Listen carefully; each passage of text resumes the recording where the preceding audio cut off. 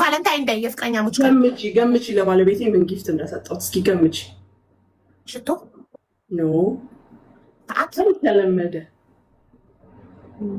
ሽቶ ሰዓት ወንድ ልጅ ሊሰጥ የሚችል ለቫለንታይን ዴይ ዋሌትና ቤልት ብራንድ አንድ አይነት ማች። እነሱን ጨረስናቸው። እኔ እና እሱ እኮ ከተጋባን ስንት ዓመታችን ነው ሀቡዬ? 22 ዓመት 23 ዓመት ትዳር ሁሉን ነገር ተሰጣጠንና ሲያልቅ ምን አሰብኩኝ እስኪ ወደ ዛሬ 25 ዓመት ወደኋላ በወስደው አልኩና በውስጥ ጽፈልሻለሁ።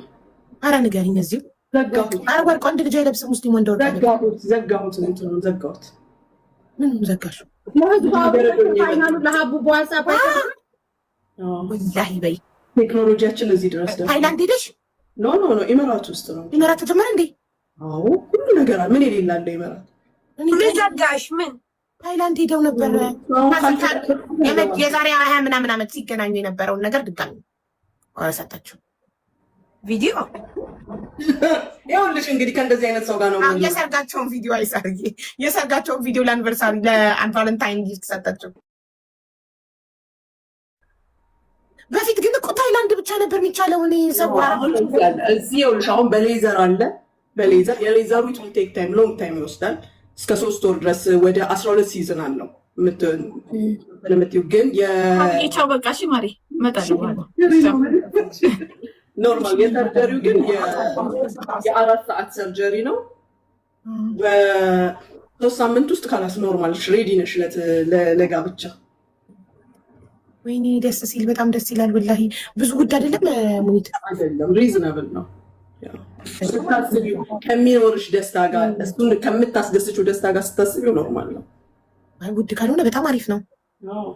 ለወጥ በጣም መቀየር ነው። አንዷ 6000 እያለች ነው። አንዷ ሁለቱም ተሰራች ናት። በቃ 6000 ድርሃም ከሆነ አሪፍ ነው። ኧረ ይገባዋል። እንዴ $2000 አንድ ሺህ ያጎደች $2000 ማለት ነው። ኧረ ይገባዋል።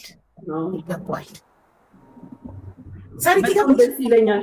ሀቡ ታውቂያለሽ ይሁን አዲስ ነገር መፍጠር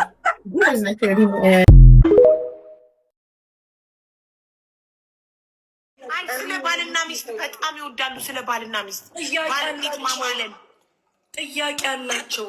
አንቺ እማትገምቻቸው ሰዎች በህይወታቸው ጥያቄ አላቸው። አኗኗር ላይ ያው የምታውቂያቸው ግንኙነቶች ላይ፣ አነጋገር ላይ፣ የምንጠቀማቸው ነገሮች ላይ ብዙ ሰው ጥያቄ ያለው። ሀቡ አንቺ ስለምታውቂ ወይ ሳሪ ስለምታውቂ ሁሉ ሰው ያውቃል ማለት አይደለም። በሚገርምሽ ሁኔታ እኔ ስመክራቸው ከአለርጂክ ፕራይቬት ኤሪያዎች ላይ ከሚፈጠሩ አለርጂኮች፣ ፈንገሶች አልፈሽ የትዳር የፍቅር ግንኙነቶች በቀልድ እያረኩኝ ያው እንዲህ ቦታ ሰዓት ወስጄ ሳይሆን በቀልድ እያረኩ ስለምመክራቸው የሚጠቀሙ ልጆች አሉ። በውስጥ መድኃኒቱን ክሬሙን ላኪልን ፎቶ አንስቼ ማለት ነው እንዲያርጊልኝ ያው እኛ ጠበባ የተባለው ነገር የለም እኛ ጋር። ጠበባው ሆስፒታል ነው። ግን እንደዚህ የሚፈጠሩ ኢቺንግ ምናምን ሲኖር ብዙ ነገር ብቻ መክራቸዋለሁ። አንዳንዴ በቀላለሁ። ያው እንዳልኩሽ አሁን ደግሞ በሌላ ቢዝነስ እመጣለሁ። ድለላው እንዳለ ሆኖ የሴቱ ስራ እስኪስተካከልልኝ ድረስ በፒጃማና አንሶላ ሽያጭ ልመጣ ነው። ሀቡ ከምክሬ ጋር የሚሄድልኝ ስራ እሱ ነው። በጣም ወዳለው እንዲህ አይነት ነገር ሀቡ ሹራይች ሴቱ እንዳለ ሴክሲ ፒጃማ ለብሶ በቃ ህዝቤ እንዳለ ሊያረግዝ ነው በኛ መከላከያም ማስተምራቸዋለሁ። መግዛት የምትፈልጉት ይመጣል። 11 ሰዓት እመጣለሁ።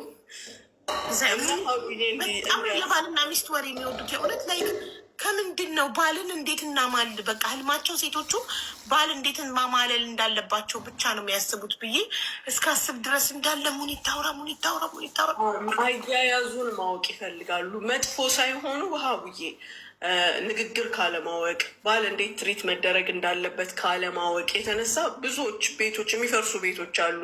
ባሎቻቸው ደጅ የሚወጡ አሉ። ምን እንደሚጠበቅባቸው፣ ምን ደግሞ ከባላቸው መጠበቅ እንዳለባቸው ከእድሜም ከኤክስፒሪየንስም አንጻር አንዳንዴ ስናስተምር ጥሩ ነው። እነሱም እኮ የሚያስተምሩን ነገር አለ። የሚጠይቁሽ ጥያቄ ራሱ አንዳንዴ ትምህርት ይሆንሻል። ለእነሱ መልስ ለመስጠት ቼክ ታደርጊያለሽ ወይ ሰው ታማክሪያለሽ። አንድ ዶክተርም ዱባይ